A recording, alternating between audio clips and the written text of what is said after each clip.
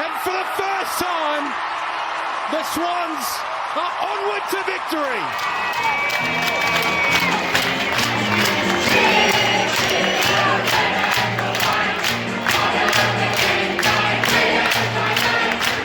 Welcome back to A Bevy of Bloods, a fan podcast of the Sydney Swans Football Club. So to all you loyal Swans out there who just can't get enough of the red and the white, fluff up your tail feathers and settle in for a potentially biased yarn about all things to do with our beloved Bloods.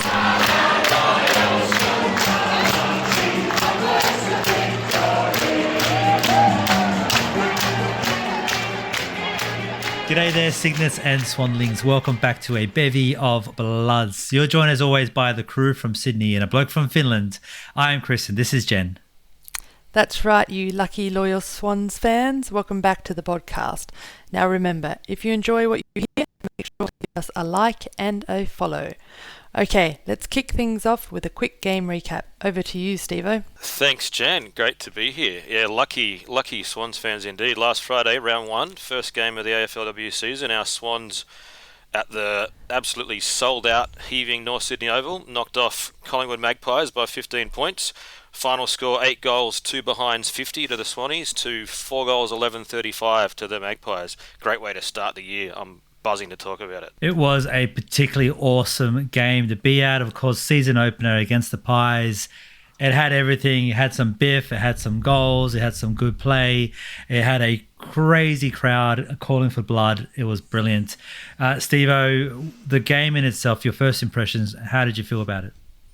Oh, it was a different feeling, hey, and I think this is the third time we've had a season opener for the Swans now. And the first two, the expectations were, next to nothing.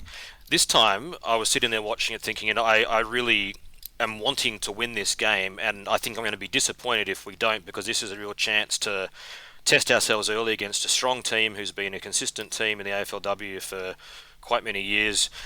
And so I was watching it, and in the first quarter I thought, we probably could have made more of the chances, and then second quarter they really got on top of us in that second quarter, and we couldn't put anything on the scoreboard really until late in that quarter.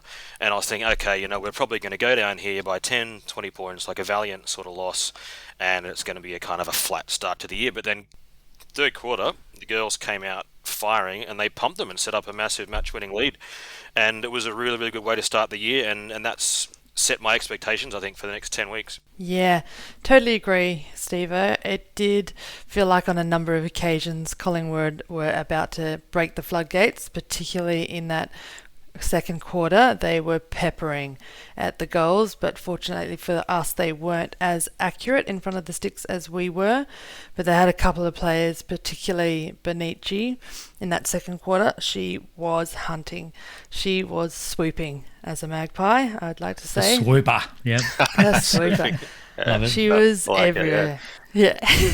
She was all over the ground. Just in that second quarter alone, she had 12 possessions, 10 of them contested. She was dominating with 5 clearances. She had 6 ground ball gets, and then she was getting the delivery from Sabrina Fredericks. She was having a blinder as well. She was everywhere. So, hats off to Sabrina. She had one of the best games I've ever seen her play. She was everywhere, taking marks annoyingly for us, but yeah. And bodying girls as well, I saw as well. Just tough. She's a tough matchup for anyone in the comp. Yeah, she got a big hit too and just said no and just kept rolling. She copped a really big one at one point and didn't care. Yeah, I think that was at the end of the third quarter. She got knocked over 3 times, and then she just kept getting back up and kicking it, and she looked exhausted and just fall back down again. But she was fantastic. But our girls, they had an answer for everything. I really thought they had a really professional performance, and across the ground as well. Everybody played their part, and I think from last season to this season, just the skills were really slick. I mean, the handballs were so fast, they were clean. We had 78 handballs compared to their 45, and I really think that's why we won that game in the end. It wasn't just a couple of players who we had to rely on to get the win. It was across the park, and it made it very hard for us to choose our 3-2-1s today. Yeah, and it's going to be difficult because I think 3 points is pretty clear cut, and we'll get into that in a moment. The next two, there's a few names, but when you got to 1 point, you do want to give it out to quite a few, and we'll talk about it a bit more as it comes in. But Steve-O, we bank in this win early on, season opener, with only 11 games in the season. It is imperative every single game that you can win, you need to win. And against an inaugural team like the PIES that we suspect is going to be fighting for top 8 as well, a pretty important win for sure at the beginning of the season. Yeah, that's it. And it's 11 games, so we're 1 game up from last year when we had 10. So 11 games, you're probably thinking for finals, 6 is probably the number you'd be looking at. And as soon as you get behind in the ledger in a short season of 11 games, and you're chasing, and you're in the negative win-loss column, it gets harder and harder and harder to get those wins that we're going to need to get the 6 out of the 11. On top of that, the first half of our season, the fixture is much more favourable. The back half of the year, we've got a block of, I think, 3 out of 4 matches towards the end where we play all sort of top 5 or 6 sides from last year pretty much in a row. So we really need to be getting these wins against teams like the PIES, so we're in that sort of 5th to 12th conversation, just like us, because I think it will be a very tight season for the bottom half of the 8 again, like last year. And we've got 4 points that they don't have, and I think that's a massive start to the year. Yep, and a big start to the season and a big start to the game generally. We saw it, Jen, firsthand. The captains, co-captains, Malloy and McAvoy, both friends of the potty, just immediately putting an impact onto the game. It was just brilliant, right? Yeah, it was such a fantastic way to start the season, to take away the first goal of the season with the Molloy taking a ripper mark off a kick from McAvoy. So the two captains linking up. McAvoy got a quick hands out and she drove it deep into the 50, and Malloy takes a cracker mark running back towards the defenders, nice and brave, and then it's just so nonchalant too when she did it, right? Like she grabs it, doesn't even look around like, oh, that was cool. She's like, yeah, whatever, I'm just gonna go kick the goal now. Right, it's like, yeah, I know. And then a couple of minutes later, the big boy joins the party as well after the debutante Grundon. She took a nice mark on her chest and then unselfishly sent it to the big boy, who same thing. Takes a few steps back, bang, straight through the sticks. So the two cappies with the first 2 goals, it was a great way to start the game. Got the crowd going. And it was absolutely like there was not a moment in that they took it upon themselves. They were never looking around. They were going for goal. I mean, Malloy was a whole lot closer. McAvoy was, 35 or so out. They were going to make an impact in the game, and it started off straight away. Anyone else during the game that you kind of really saw that was kind of particularly special? Oh, there were so many players who had really good games, and there was just different points in the game as well. Like we obviously spoke about the second quarter, Collingwood were peppering at us. Our third quarter, I think we just ripped in, and there were so many players who started to come into the game. Like, really thought Ham really came to the game in quarter 3. I mean, McAvoy was everywhere. She was playing that role in the wing that she told us she was going to be playing. So sneaking up forward, kicking goals, almost got that second goal, sneaking back, taking some really, really important marks when we needed them. I know one of your favourites, Steve-O, Hurley, had some really great moments. Yeah, she was good. Heads, I mean, take your pick. There was just so many amazing players across the ground. Role players, right, Steve-O? Role players there. Like you guys said, it was really hard to. We'll go through the 3-2-1 in a minute, but to pick most of them was really tough. And you talked about like Hurley, for example. She plays like almost an invisible role sometimes. She's not like a line breaker or a sort of game breaking type player. But then you think, hang on, every single time they've had really good link up play or they've cleared traffic to get on the outside, she's probably had a hand in it, whether it's through pressure or through handball or through a kick. And there were so many players that were doing their jobs, I think, in this game. I think another player that I know from last year, week in, week out, we talk about how great she is, and she seemed to be a slightly different role. This week she wasn't so much the in and under, but Gardner picked up exactly where she left off last year, and Morfitt was having a game all around the park and then Davies. I really was impressed with Davies, who was that backup ruck. I thought she really had an amazing game and made Sabrina pretty accountable when she came in there and body worked her as well. And I think Berylson, the amount of times that we thought Berylson was playing really, really well on our wing, it was like we lost kind of count. We're just like, oh, she's just on absolute fire. Took the game on a few times, got caught a couple, but ultimately that's what you want to see, just someone with a bit of speed just taking the game on for where she was. Yeah, she seemed really cheeky, actually. There's a few times where, maybe she got a mark or she got a free and she really wanted to push off the player who was giving her a fair bit of attention, but I think she was a bit of a pest, like the dog in the background. So she was she was giving the opposition some hell. And there were a couple of times she did get caught, because I think just that sometimes she could have kicked off like 2 or 3 steps and she ran the extra 4th or 5th to try and break it a bit, and she did get run down, but I think that awareness will come as well. The fact that she's doing what she's doing was really nice to watch. And definitely one of the players who's newer to the game, and then she got her chance as well. She kicked that 1-goal, so she was enjoyable to watch. But yeah, I agree with you. A few more games under the belt, she'll take that 1-2 step and kick rather than 4 steps and give us some more deliveries inside 50. Yeah, it's just learning the pace of the game. And she's winning the ball. And I think that when someone's coming into footy, and especially at a higher level, the fact that they're getting their hands on the footy is already really important. And then you can adjust as you get more experience. Yeah. One thing I did notice about the game this week, as opposed to perhaps what we saw last year, even when we were having some success, it's just the structure of the team just seemed to be a lot better. Like they're holding form, holding their structure a lot better, especially on the wings out there. It just goes to, for me, it looks like Gowans has been drilling these girls into just a good form of what he wants to play. Jen, like you've played more footy than Steve and I combined, especially way more than any decent level.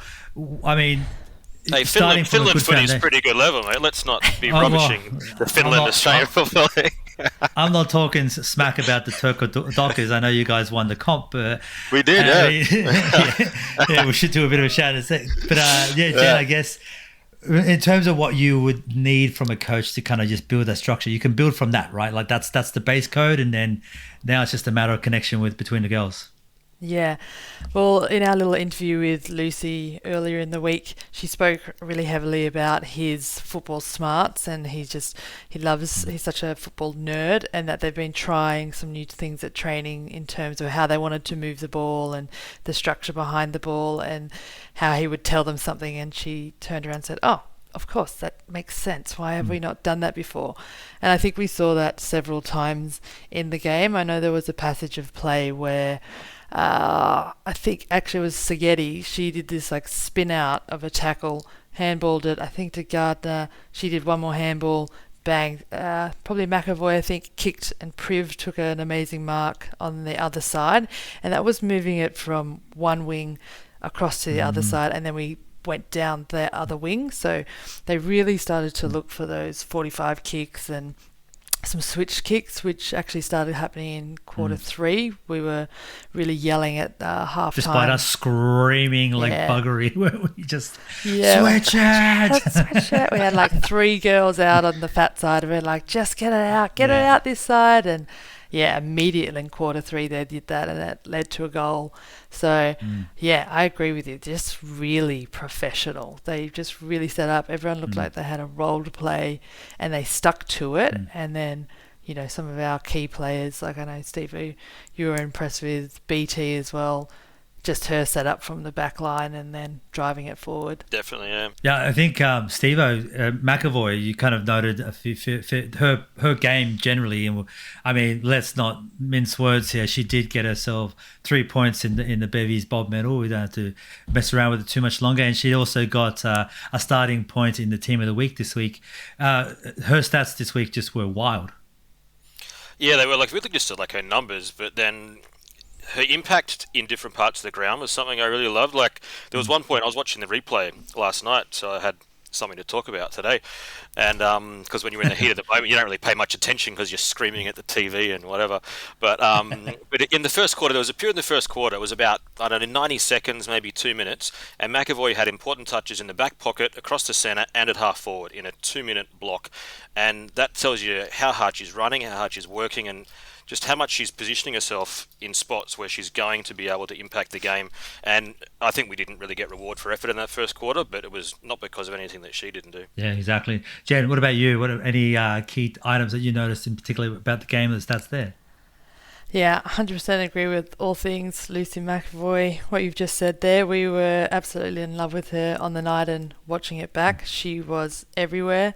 I think, yeah, back to Gardner, she did some of the grunt work in the middle of the ground. I think we kind of take her a little bit for granted because that's something she does week in, week out. And then Montana Ham as well. Everyone's been talking about her having a breakout season this year. Yeah. She had a pre-season under the belt, and when I watched it back again, the more I realised just how much of a hand she had in so many plays. Like, she got in and under, got some of those hard ground balls. She definitely delivered some inside 50s that led to goals. She got a goal herself, and then, just the one? Yeah, just the goal herself. I thought there might have been a behind as well.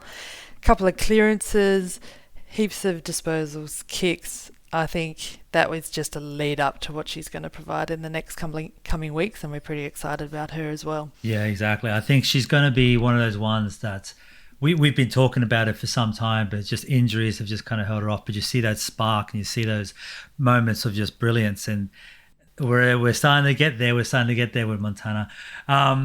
Steve-O, I guess we got to talk about the big melee, I guess, the big rough one. Now, it was a bit brutal at the time. You see a girl come off with concussion, but yeah, how did you see it? It just, the crowd in itself, I can tell you firsthand, the crowd was going ballistic. As I was describing before we started here, it felt a little bit different because other years we kind of were okay. You know, year one, we're just happy to be there. Year two, we were happy to see success. And we weren't necessarily asking for too much, but we were just happy that the girls were doing the job and just really proud of them, really. But this week in particular, it felt like the crowd was out there for blood. And with the melee and everything that happened, it really felt like a true competitive game. But yeah, how did it look to you? What are you expecting out of all of this? Like, unfortunately, the girl now has 3 weeks off, but that's just what it is now. Yeah, I guess because there's 2 points to this. I guess there's how our players reacted to it, and then there's what's happened this week with the suspension after the weekend's games have been played. The first bit, I really liked the way that our players reacted to the whole thing, because there was 2 big hits on Swans players back to back, and that's the sort of thing that can really rattle a team. Like, especially a younger team can maybe lose their heads. They got themselves into a position where they were nudging ahead in the game, and that could easily just throw all that. You know, you watch your teammate carried off, you get too carried away in the push and shove afterwards, and you lose your head. And in a more experienced, conditioned team full of like a lot of very senior AFLW players like Collingwood manages to wrestle back a bit of advantage. That didn't happen, and I think it was great the ball was in Chloe Malloy's hands after that second hit, because she got the free kick from it. It was really important. It was her, and she just got it. She got the hit. She calmed herself down, and like, people follow body language and they follow actions, and so people look to their captain or their co-captain in that situation, and they see her calm and just, I've just got the footy and I'm going to take my kick for goal. And she went back and she kicked the goal, and they weren't headed. No, they didn't come close besides that little last quarter fight back that was brief. And I thought that moment and the way that the leaders of the team dealt with it, at least watching on the telly, said a lot about where the team's at and where they're going. Yeah. I mean, apart, as you mentioned there, like just about settling the team, Jen, we did notice a bit of Cynthia Hamilton. We need to point out the girl from Queanbeyan does not take a back step. We noticed. What do you think? I don't. We did watch that back and thought, oh, geez, I wouldn't want to get on her wrong side. She came in to protect her captain, and I also love that the whole team came in there. They came in straight away for Mads. Like, poor Mads Collier first game back after being out with an ACL. She'd done some great things in the game so far. I mean, I saw her do a D50 kick on her non-preferred that hit a target in that first quarter when we were under pressure. She took some massive hits already in the game, and then to take that big one was pretty sad to see. I've played in the past with Mads Collier, and she is a tough nut. She is a tough girl, so for her to not get back up was a little bit worrying, but I have heard that she's already a little on the mend, a bit of a black eye, and it's never fun to have a concussion. And we did have a little chat about this, that 3 weeks to have that for the season seems like a lot, but concussions can last for a week, or concussions can last for years. So it just depends on what happens to the player who does get hit, and we've got to take that into consideration. I mean, it is sad to miss out on 3 games, and I'm sure they will be contesting those 3 games, but it was just great to see the girls get up for Mads and then come down. And I know Atkinson also hurt herself, but it was a little bit silly on her behalf to hit Malloy that late. It seemed later than it probably was in real time, but to see the girls just get around and back their players, and then, as you said, it just carried on a little bit afterwards. I know the next centre bounce after Malloy's goal, I did see Heads tackle, or I can't remember, it was one of the midfielders for Collingwood. It looked like it had a little bit of extra pepper on that tackle, so the girls a little bit of extra roughness, a little extra pepper, salt and pepper on that one, and they just kept driving. I think they got another goal after that, actually, in the third quarter. So it was straight after. Chloe again set up Cynthia Hamilton, I think, and that was it. They went her down. back after that. Yeah. I think it's quite interesting because, my first reaction when I saw the 3 weeks is I think myself and most fans of the sport that hadn't played the sport probably all went that's just unnecessary. It's only an 11-week season, and taking 3 weeks off for a suspension, what looked like a relatively innocuous kind of bang up, a touch late, but not aiming for the head or anything. It just seemed a bit rough. But I think to your point there, Jen, and you've suffered from concussion as well from the game, it doesn't matter whether it's the men's game or it's the women's game, whether your season is 11 games or whether it's 24 games or something. It does still need to warrant the same amount of suspension in some ways, because that's the impact you also put into the team you're playing against. Is that fair to say? That's kind of where I'm wrapping it up. That's kind of where my mind is heading with it.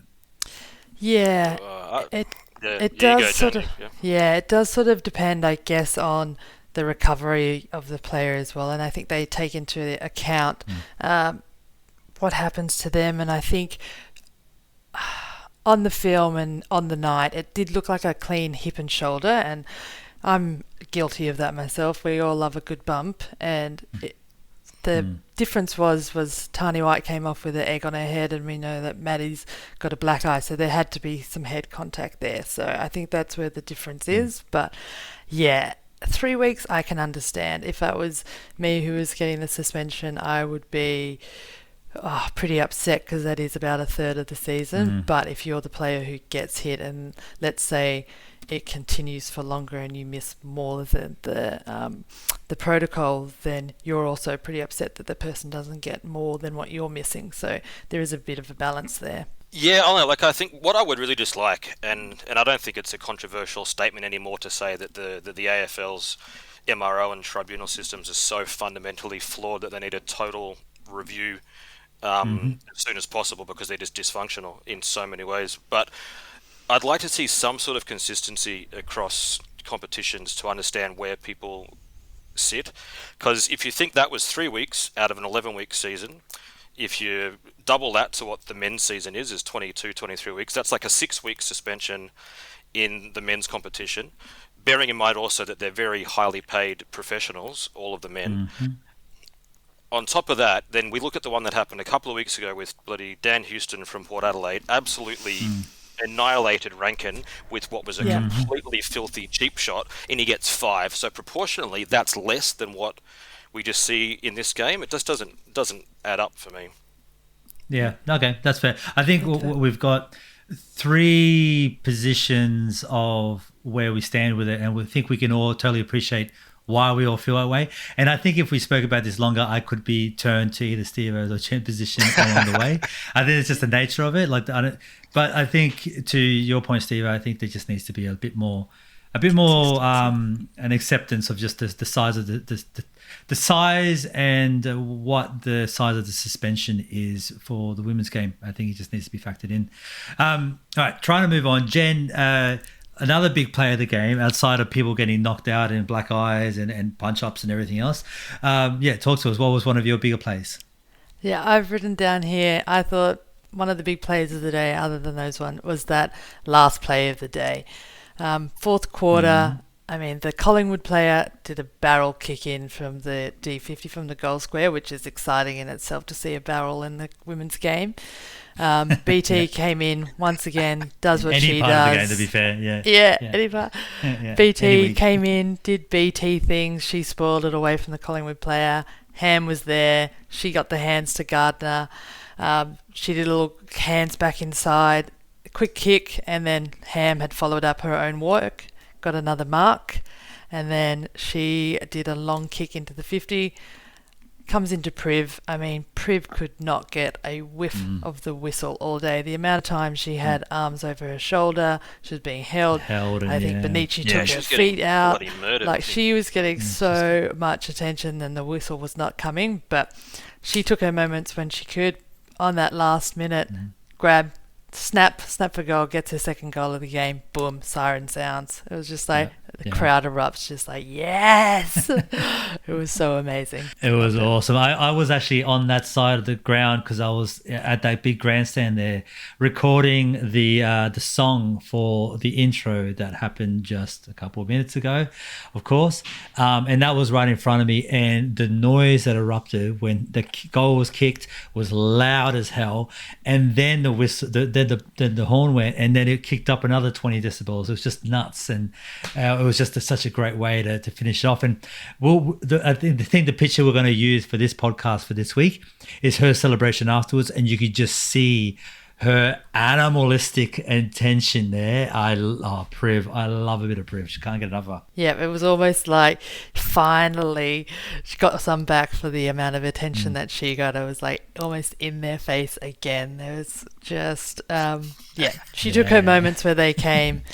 We got the win. It was a dominant win as well, which was pretty surprising because Collingwood actually had so many more of the stats than we had in so many different parts of the game. Like the amount of inside 50s in comparison, the shots on goal in comparison, they won the hit outs, they won the clearances, we just took our moments. We got them on our efficiency, basically in front of sticks, and also just our, as you said earlier, our structure around the ground, and then we read what they were doing with their taps after a while and then stole it from them from that second ball. So, it was a fantastic win. Great win. A really, really great win. Some special players during the day, of course. We get into the Bob medal. Is our equivalent of the Bob Skilton, 3, 2, 1 points every single week to the players. We count it all up, and then we send the winner of that, I don't know, a case of beer or something. We haven't quite worked out what it's going to be this year. Steve-O, 3 points to Lucy McAvoy. We've touched on it already. Talk to us. Her stat line, her impact in the game we've spoken about, but she was just phenomenal. Lucy was everywhere. I mean, just read out her stats. 17 touches, that was 10 kicks and 7 handballs, so she's moving the ball by foot and by hand, so bringing other players into the game, but also breaking a lot of lines. 5 marks, which was the most on the ground alongside Mitchell, and some of her marks were really important relieving marks when the ball was being moved out and she was under pressure, and then just to settle everything down and get us going back forward. She kicked a great goal. I think for me she was a clear best, and fantasy players out there, 81 fantasy points, which is a pretty solid effort. Yeah, I had her on my fantasy team with the inside tips that she was moving to the wing. Had to move her in there. She was really, really good. So thank you, Lucy. I'm still doing terribly. I'm like 111,000 or something, but I could have been 140,000 at this point. Now, Jen Montana-Ham, we've spoken about her as well, the impact in the game that she had, and also just her coming back into the game with that kind of energy and the size and everything. Had a great game. 2 points for her. Yep. We spoke about that. She was everywhere as well, and I think she really drove that ball forward for us. There's a lot of surge plays, and quite often she was in the mix for those surge plays. So 16 disposals, 9 kicks, 7 handballs, 2 marks, 1 clearance, and a massive 225 metres gained. And she also got a goal on the board. So, yeah, 2 points for Ham. 2 awesome points for him. I'll take the 1-pointer. There was quite a few players that could have had a crack at this. We've mentioned a few of them tonight already, but we're giving it to Brenna Tarrant, BT, absolute stellar performance back there, just keeping up that back line, being the absolute pillar that she is. 12 disposals, 7 of them contested, 9 kicks, 9 intercepts, which is best on ground.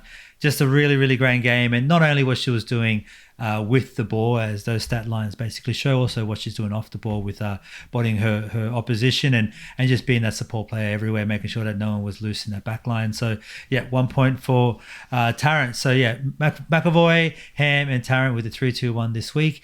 Now, ladder implications, it's way too early in the season to talk about that. It's one game. Everyone calm down. Yes, we're in the top 8, but that's what's going to happen. Now, I guess the next game ahead, we've got Saints, who had a pretty strong game themselves.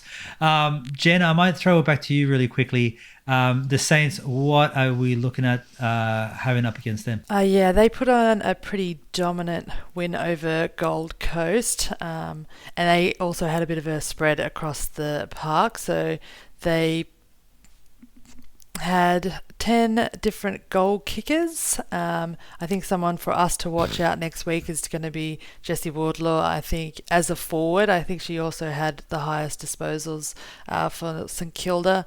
They've done some great recruiting in Jamie Lambert in the mid. She's known to be just such a tough player and a ball get, and she's going to help drive them forward. And I saw her everywhere across the game when I watched that back. And then Smith, another Smith across the park as well, Tiana Smith, she was really great in the midfield for them as well. So, yeah, the last time we came up against them, they beat us by 29 points in round 1 in 2022. That's I was going to say, that's kind of unfair because we were just barely in the competition at that point. So yeah, it was our first ever game, yeah. Yeah. So, but yeah, stuff them. We've got no history against them. We're going to start scratch, right, Steve-O? This is the first game, is what I'm suggesting. Yep, agreed. Yep. All right. Any changes? I mean, obviously we're going to have an injury out there. We're going to need to change some players up. Who do we kind of bring in? Yeah, I would have thought maybe Collier seemed to play most of the game in the defensive line, so someone coming back in through there. I don't know if we want to go with some height again. I know that there's 2 talls for St Kilda in Wardlaw and I can't remember the other girl's name, sorry, but I don't know if that brings A.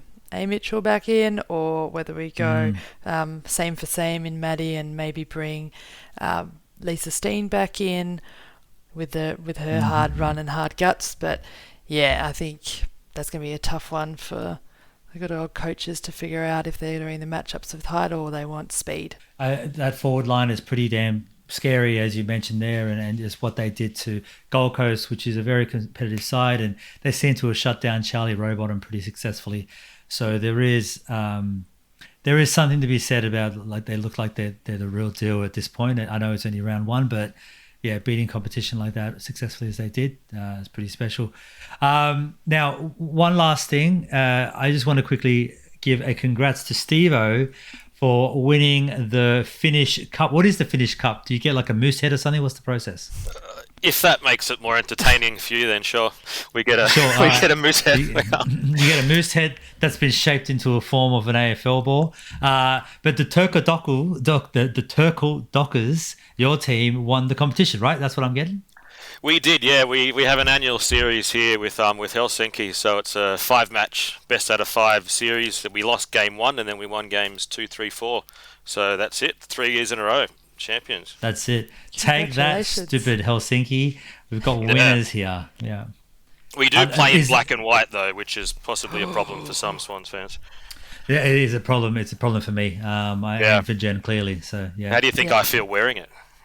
Yeah, not good. Any thoughts about changing the club? What's going on? The name or the colours? Anything? Yeah, just We're flexible, sneakily fade that black into a red. Just like, oh, it's been washed too many times. It's now red. Some colour last. Take the colour last out. I'll talk to our president. We'll get it under control straight away. You need like a double shower scrub after wearing black and white. Yeah. Steve, you got a little bit of congratulations yourself, my friend. Yeah, I do. I want to congratulate my sister and her like co-coach.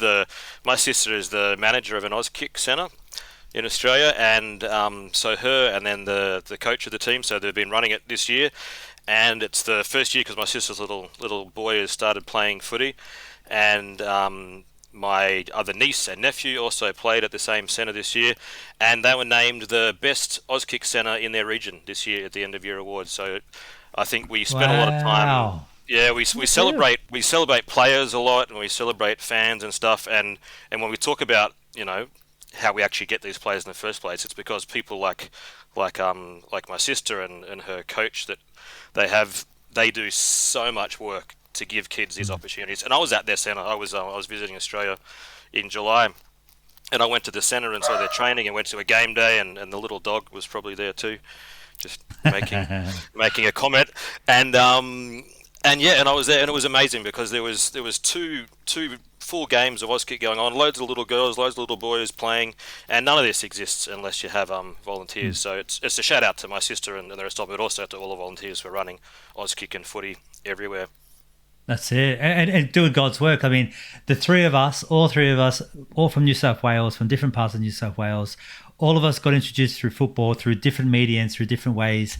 And Jen, like we haven't spoken about your story on the podcast, but it's particularly interesting. We don't necessarily need to get into it now, but just if you don't have the Auskick, if you don't have the impact in New South Wales, there's a lot of people that miss out on such a great sport, right? Yeah.